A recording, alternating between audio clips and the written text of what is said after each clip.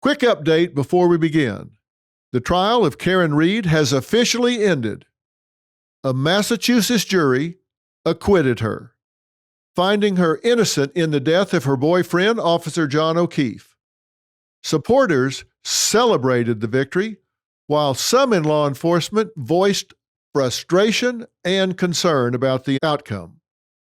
One juror told Today that they were confident they made the right decision after reviewing all the evidence.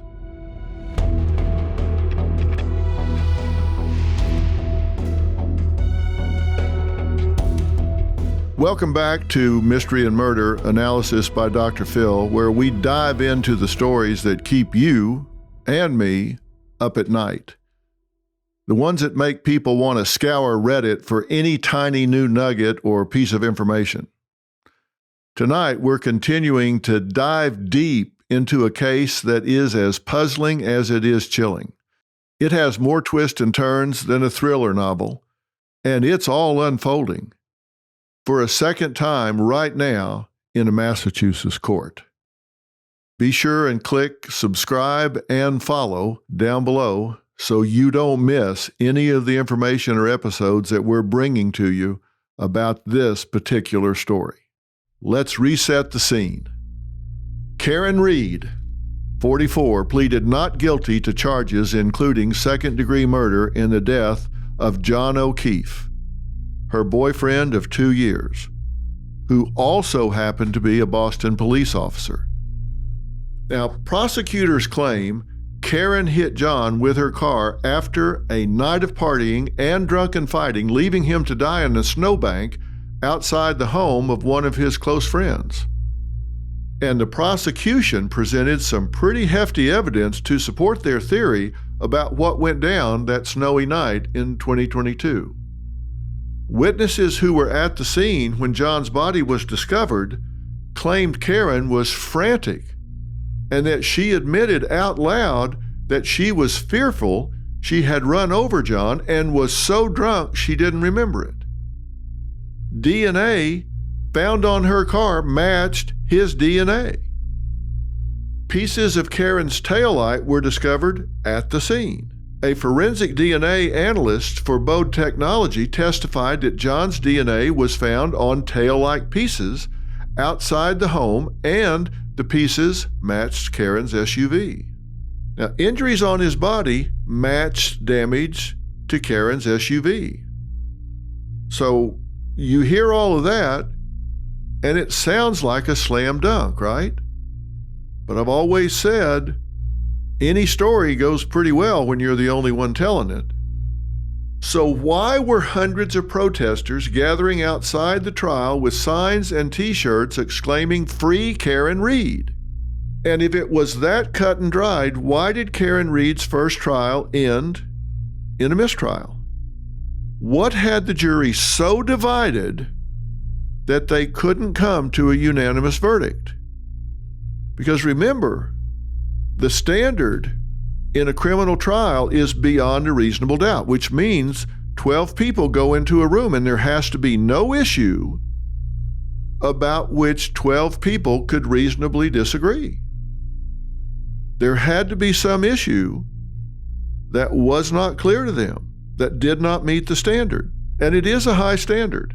If you're going to deprive someone of their liberty in America, if you're going to take somebody off the street, out of their lives, and put them in a cage, sometimes for the rest of their lives, or in some states, deprive them of their very life, the standard should be very high. And in this case, those jurors could not agree. And if Karen Reed didn't kill her boyfriend, who did? And why? To combat the prosecution's evidence that this was a hit and run, Karen's defense claimed John was not hit by a car outside. They say the crime occurred inside the house that night, and the people involved plotted an intricate cover-up involving members of several law enforcement agencies who were determined to protect their own. Now, you might be thinking, come on, Dr. Phil, what are you talking about? police covering things up, isn't that the stuff of conspiracy theories? Well, this case has a lot of layers, and the defense believes, or at least wants you to believe, there's enough smoke here to suggest a conspiracy fire. The defense presented a totally different theory about how John went from having drinks with friends to dead. His lifeless body frozen in a bank of fresh snow. Now, remember what I told you. Your story goes a lot better when you're the only one alive to tell it. And also remember, I challenge the myth. I call it a myth. The law says the burden of proof is on the prosecution, and I say if you really want to walk out of that courtroom and you're the defendant, you better give the jury an alternative explanation for why you're down there. It's not just did they prove it or did they not. If you want to really get acquitted, you better give that jury an alternative explanation to what the prosecution is selling.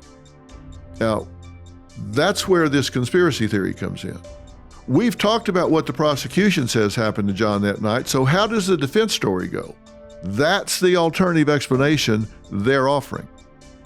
It obviously had enough impact to split the jury. Well, first of all, according to the defense, Karen never hit John with her car and left him for dead. They say she simply dropped her boyfriend off at his buddy's house and went home. They say John did in fact make it inside his friend's house that night, and that's where the crime occurred. That's the crime scene, not outside, inside. Her defense team called to the stand Dr. Daniel Wolf, an expert hired by federal investigators to conduct an accident reconstruction in the case. He testified John's injuries did not appear to be from a car strike. Wolf said he and two colleagues reviewed police reports, crime scene and autopsy photos, and data related to Karen's SUV, and after that, they backed up the defense's claim that the damages on the car were inconsistent with having made contact with a body. The defense reiterated the damage on the car, and this is a quote, the damage on the car was inconsistent with having made contact with a body. In other words, the car didn't hit him, and he wasn't hit by the car, period, full stop, close quotes. According to them, John received his injuries when he was bitten by a vicious dog on the premises, and then dumped outside and left to die. The defense also presented alternate suspects, saying that Brian Albert, the homeowner, who you'll remember is also a cop, Colin Albert and Brian Higgins, all men who were present in Brian's home that night, that any one of them could have been the ones who killed him. Karen's attorneys are attempting to blame those men as part of a third-party culprit defense. Now, let me explain how that works. What we have here is the defense setting up an alternate crime scene. Instead of outside in the snow, they've effectively given the jury not only a different potential crime scene, but what I mentioned before, an alternative explanation as to what happened. They're not just saying we didn't do it, they're saying we'll go further and tell you who did. They're saying, no. This didn't happen outside like the prosecution is telling you. This happened inside the house where John's friends were partying, and Karen not only wasn't part of this, she wasn't even there. Now, prosecutors now have to go on the defense. They deny the three men had any involvement, and the men themselves also vehemently denied they hurt their friend John. So all the time they're defending this, they're not prosecuting her. They're spending time defending. Now, we've had conversations with someone who is a very close friend of John's, and she has also told us there's no way in hell that's what happened.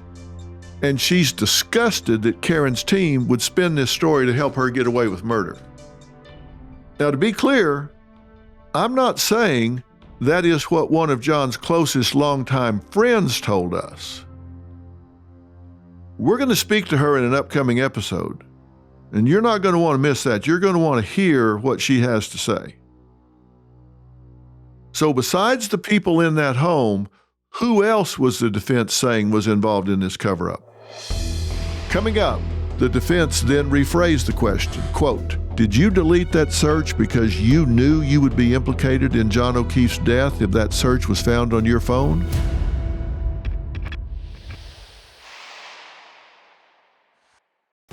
If you're 64 or older, this is important. Have you ever tried to pick a Medicare plan and felt like you were nailing Jell-O to a tree? Or visited the Medicare website and found it about as useful as a steering wheel on a mule? Yep, we've all been there. Medicare is confusing, and many of those helpful brokers only recommend plans that pay them the most. That's why you've got to talk to my partners at Chapter. They're the only advisors that compare every Medicare plan nationwide to find what's actually best for you. They've saved the average senior $1,100 a year. They'll even help if you're hit with wrongful medical bills. The best part, their service is free.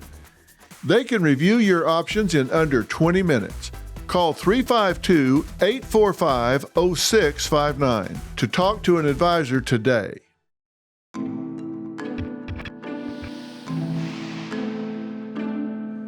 So besides the people in that home, who else was the defense saying was involved in this cover-up? Well, Trooper Michael Proctor was the lead investigator for the case with the Massachusetts State Police. Defense attorneys allege that a federal investigation showed he hid personal ties he had to the people involved in Karen's case. In March, state police opened an internal investigation into a, quote, potential violation of department policy by Proctor. He denied any wrongdoing. Proctor remained on full duty during the investigation, which led to no charges being filed against the police. Despite that, Karen's defense is sticking to that narrative. As part of their defense, claiming that John was killed during a fight inside Albert's house, they called several expert witnesses to back up their theory. Those experts testified injuries found on John's body did not come from being struck by any vehicle, certainly not hers, but instead were consistent with a large dog attack. Dr. Marie Russell, a retired emergency room doctor and forensic pathologist, was the first expert witness the defense called to the stand. She testified she spent almost 30 years at LA General Medical Center and that part of her job was determining the cause of injuries. She also spent part of her career in law enforcement, working as a police officer for 7 years. Now, Russell reviewed photos of John's injuries, as well as his autopsy, and determined that the combination of cuts and scratches on John's arms were consistent with a large dog attack. That's a quote from her report. They were consistent with a large dog attack, not an accident involving being struck by a car. She said, and this is another quote, "These injuries on the arm, in my opinion, is that they are the result of an animal, bites or scratches, most likely a dog, comma, a large dog," close quotes. When pressed on how confident she was in her opinion, Russell responded, quote, "very sure," to a, quote, "high degree of medical certainty," close quote. Now, if you look at an image of those wounds, there are several long, what look to be gashes running horizontally across his forearm. No dog DNA was found on John's body or clothes. Another key witness who played an important role for both the prosecution and the defense was Jennifer McCabe. Remember, she is the sister-in-law of Brian Albert, the homeowner where John's body was discovered. Jennifer was out with the entire group at the Waterfall Bar and Grill the night of John's death and was one of the 2 women who searched for John with Karen after Karen frantically called her and relayed that John hadn't come home. She was with Karen when they found John's body in the snow. Her testimony and Google searches she made from her phone became a central part of the case during Karen's first trial. Both the defense and prosecution agree that someone Googled, quote, HOS, which is a misspelling, how long to die in cold, end of quote. Well, that's what was typed in. On Jennifer's phone in the hours after John was last seen, data extracted from her cell phone by telecommunications company Celebrite proved McCabe did search versions of how long to die in the cold. But the search included typos. However, they disagree on what time the searches occurred. The prosecution says the searches occurred at 6:23 a.m. and 6:24 a.m. on January 29, 2022. The defense argues that they were made at 2:27 a.m. before John's body was found. They claim Jennifer typed that search into her phone hours before John's body was discovered, which, if true, certainly points the finger at someone inside the house who might have been panicked and frantically trying to cover their tracks. The prosecution argues the search was made after John's body was found in the snow. And get this, at the request of none other than Karen Reed herself. Jennifer was grilled on the stand about the Google search, which she made the morning of January 29, 2022. According to Jennifer's testimony, after they discovered John, Karen asked her to search how long it would take for someone to freeze to death. Now, you might think, look, it can't be that hard to determine when someone made a Google search. Was it 2:27 in the morning or 6:23 in the morning? There is an explanation for that. Jennifer says she had an open tab on a search engine on her phone. She said she initially opened the tab just before 2:30 a.m. to search about a basketball team her daughter had been invited to join, but she never closed the tab. So when Karen asked her to search for how long it would take a person to die if they were left out in the snow and the cold, she simply typed the question in the same tab she had already opened on her phone the night before. Jennifer insists she made the search with Karen present at about 6:30 in the morning after John had been discovered. She said, and I quote, "I never searched at 2:27. That is not reality." That was her testimony. I'm sure Celebrite will be able to explain to you. I certainly can't. Near the end of the cross-examination, Jennifer was asked if she deleted the Google search because it could incriminate her. Here's a quote, the question. "Miss McCabe, the reason you deleted that is because you realized you were caught Googling how long it takes for a person to die in the cold 3.5 hours before John's body was found. That would incriminate you, wouldn't it?" Close quotes. That was the cross-examination from the defense attorney, to which the prosecution objected. The defense then rephrased the question, quote, "Did you delete that search because you knew you would be implicated in John O'Keefe's death if that search was found on your phone?" Her answer, "I did not delete that search. I never made that search at 2:23. I never would have left John O'Keefe out in the cold to die because he was my friend that I love." Close quotes. Carrie Roberts was also called to the stand. Remember, she's the other woman who was present with Jennifer and Karen when John's body was discovered. Carrie testified that while en route to search for John, Karen made references to her broken taillight.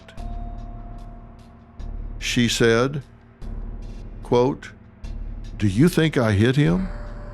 Do you think I hit him?"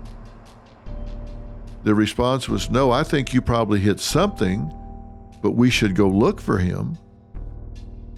Now, you may be thinking, look, you don't forget running over somebody with your car. But if we're going to be totally inclusive about possibilities and potentialities here, you get to a blood alcohol content level of 0.25, 0.28, certainly 0.3. You can have blackout periods in your memory, in your consciousness, and you don't remember. That doesn't excuse your behavior, but you don't remember. Could she be saying this just due to paranoia or some shadow memory deep down there? If she knew she was guilty, would she say this? I mean, if she consciously did this, knew she did it, it would be pretty self-destructive to be asking people you're in the car with, friends or acquaintances, "You think I hit him?" I think that'd be the last thing you would bring up. I'm just saying, from a common sense standpoint, you wouldn't be putting yourself in the equation. So commonsensically, that doesn't make sense. Now, if she was drunk and doesn't remember, but is afraid she might have, then she might be thinking out loud and not having an edit button. He's no less dead, whether she remembered it or not, if she did it. So it's kind of an academic question, but it does bear on trying to get to causation. Coming up, as the three women arrived at 34 Fairview Road to search for John, Karen began screaming, "There he is! There he is! Let me out of this effing car!"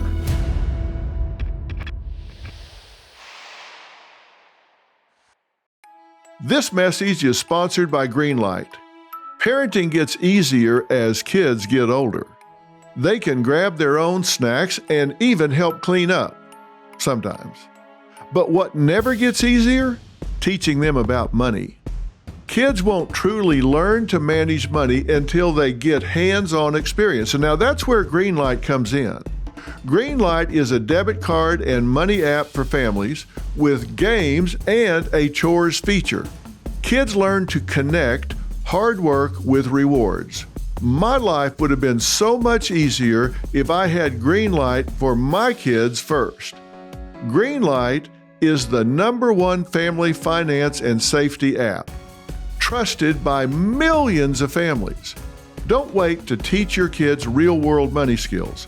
Start your risk-free Greenlight trial today at greenlight.com/Phil.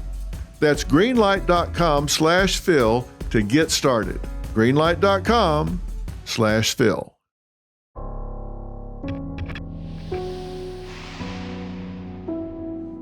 Carrie said that as the three women arrived at 34 Fairview Road to search for John, Karen began screaming, then started kicking the door and asking to get out. "There he is! There he is! Let me out of this effing car!" That was Carrie's testimony. She further said, quote, "I looked at Jen and said, 'She's crazy.' And I opened the door and sat back and watched as she ran over to a mound of snow," close quotes.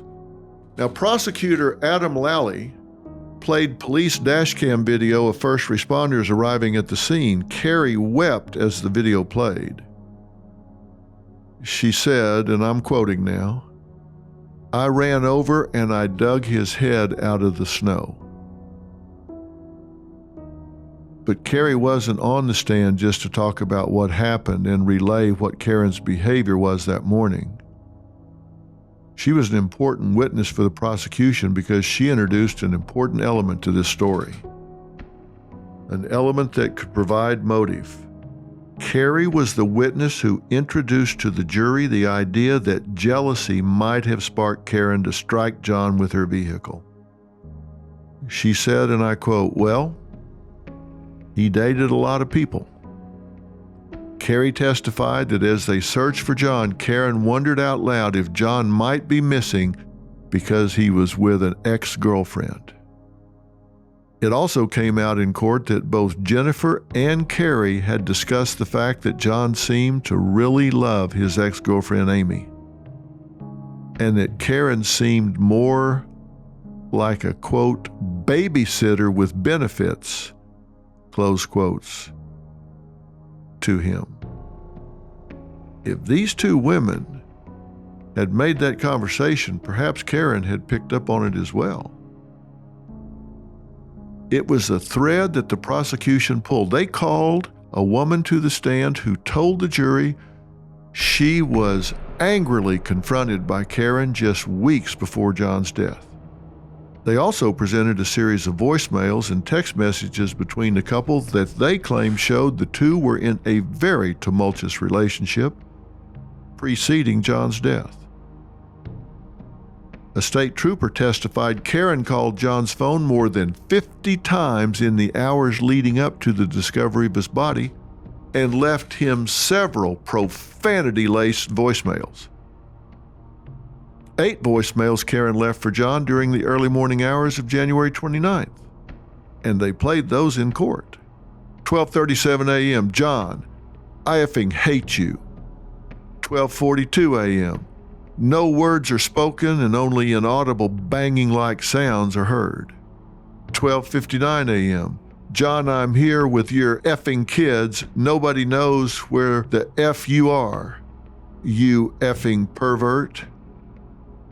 1:02 a.m., a 1-second message with no spoken words.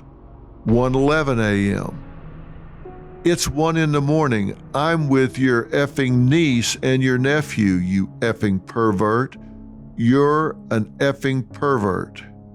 A 6th voicemail, 1:18 a.m. John, I'm going home. I cannot believe. Then it's inaudible. I need to go home. You are effing using me right now. You're effing another girl. The name's redacted here. Is sleeping right next to me. You're a effing loser. F yourself. Then there's a gap, 5:23 a.m. John, inaudible. 6:08 a.m., the sound of windshield wipers and a 911 call can be heard in the background. A screaming Karen is also heard. She left him some real doozies, profanity-laced, emotional, and full of accusations. She clearly was upset. If you look at the pattern, there were 6 voicemails left between 12:37 and 1:18. That's about 40 minutes. She leaves 6. Then there's a 4-hour gap in there. And then she leaves 2 more. One is just John and then inaudible, and then windshield wipers and a 911 call at 6:08, shortly before they find the body. So you have to be asking yourself, what's going on in this 4-hour gap? Is this when she may have hit him with the car? If she did hit him with the car, is this when she was passed out drunk for a period of time? Because there's like 5 minutes in a message, then 17 minutes in a message, then 3 minutes in a message, then 7 minutes in a message. They're coming hot and heavy, then 4 hours, nothing. What's going on in that 4 hours? That's inconsistent with the frenzied pattern. So is this when the crime occurs and she's freaking out, or has she gone blackout drunk and this is when a crime is committed? We don't know. Speculation is not evidence, but it is a question that the defense would need to address in trial if they're going to present a viable alternative explanation. It is a valid, open question, and that would be something, as a trial scientist, if I was working for the defense, I would be saying, that's a question you're going to have to answer in the minds of this jury. The emotional roller coaster leading up to the discovery of his body is a crucial part of the prosecution's case. They say her words give insight to the kind of relationship the two had. Let's just say it didn't appear at that time that it was a calm, loving one. Text messages exchanged between Karen and John the day before he died were also revealed, and some of those were read in court. John O'Keefe, to Karen, sick of always arguing and fighting. It's been weekly for several months now, so yeah, I'm not as quick to jump back into being lovey-dovey as you apparently.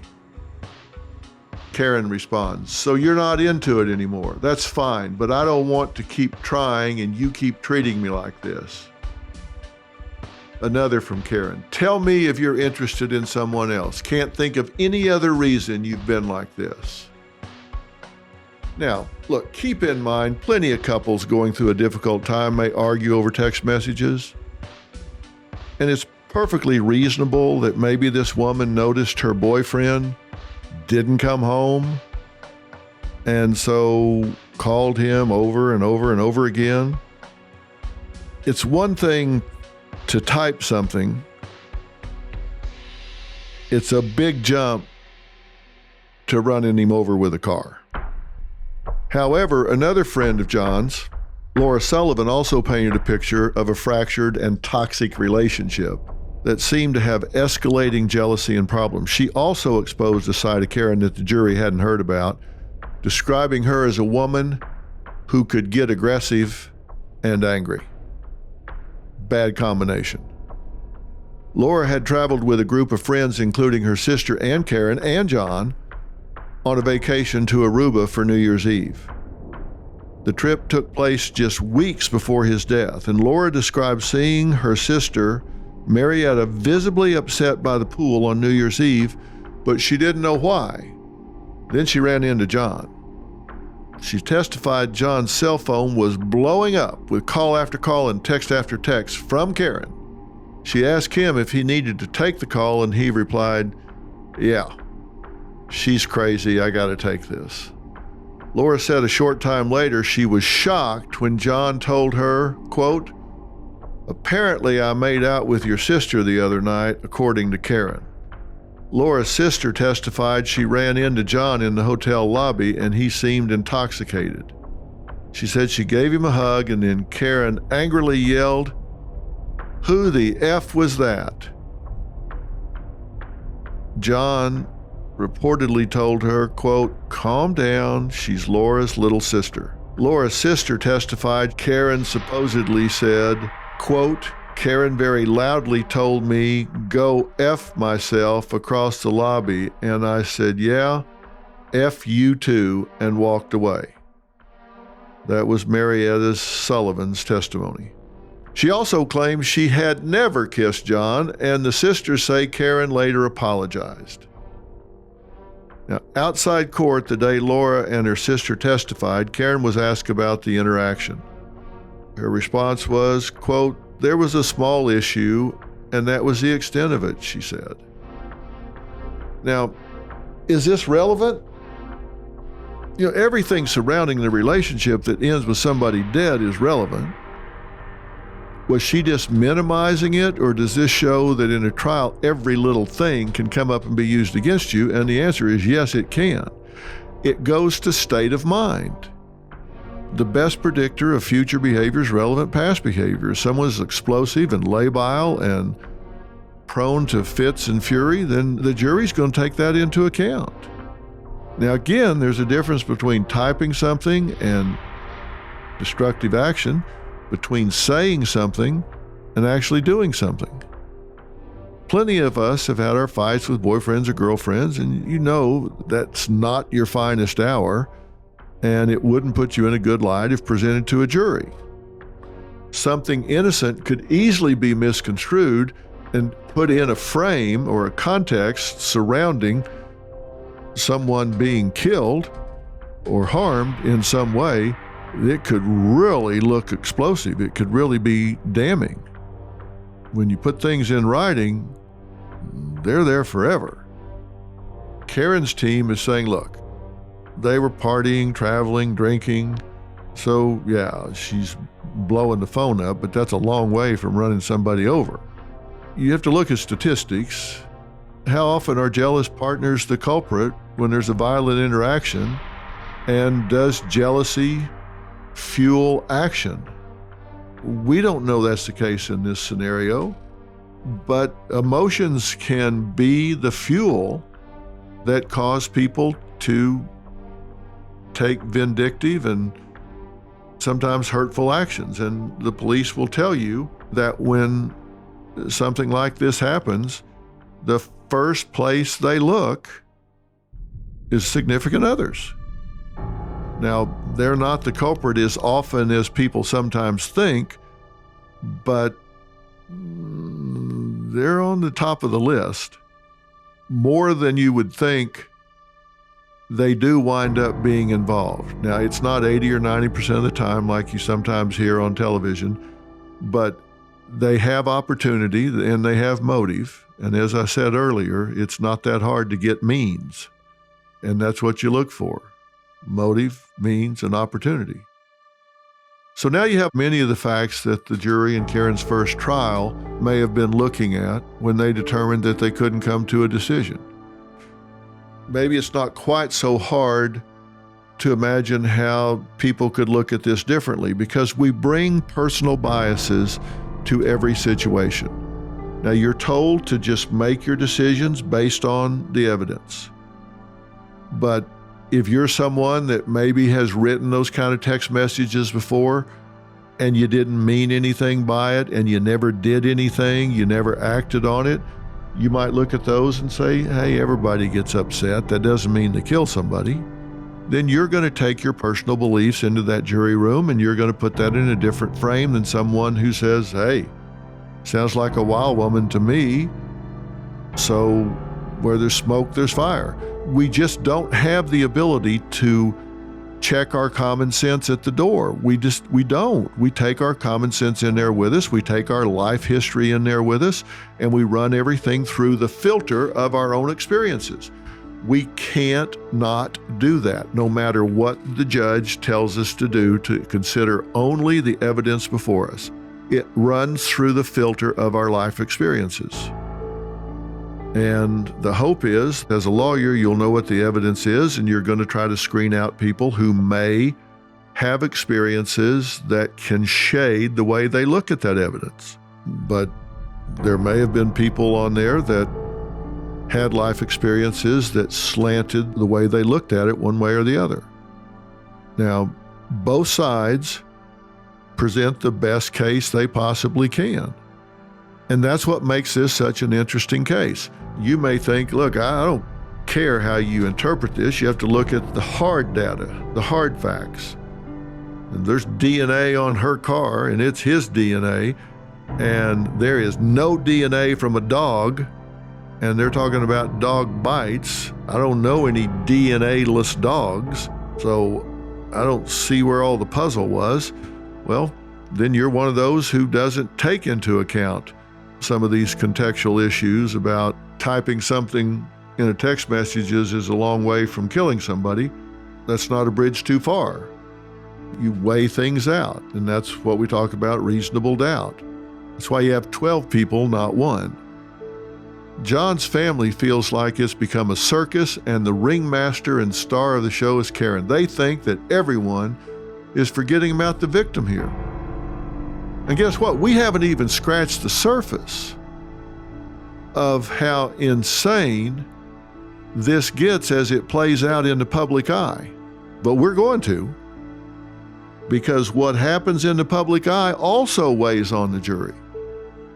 Well, you have a case that's so high profile it gets tried in the court of public opinion before it gets tried in the court of law. It's hard to separate the two, but you can. It's tough, but a good lawyer will find a way to compartmentalize the two. Will that happen in this case? And how would a good lawyer go about doing that? I've spent a lot of time in jury science, and I'm going to tell you what I think. All of that and more on the next episode of Mystery and Murder, Analysis by Dr. Phil. When we dive into the public spectacle that this has become. Rumors of Karen having an affair with none other than her own defense attorney, plus scandalous pictures of her canoodling with her legal dream team grabbed headlines, and a blogger who goes by the name of Turtle Boy inserts himself into the story and causes major drama. We'll be talking about that next time. You don't want to miss it, so click to follow and subscribe. You can find us anywhere you listen to podcasts and on YouTube. We'll see you next time.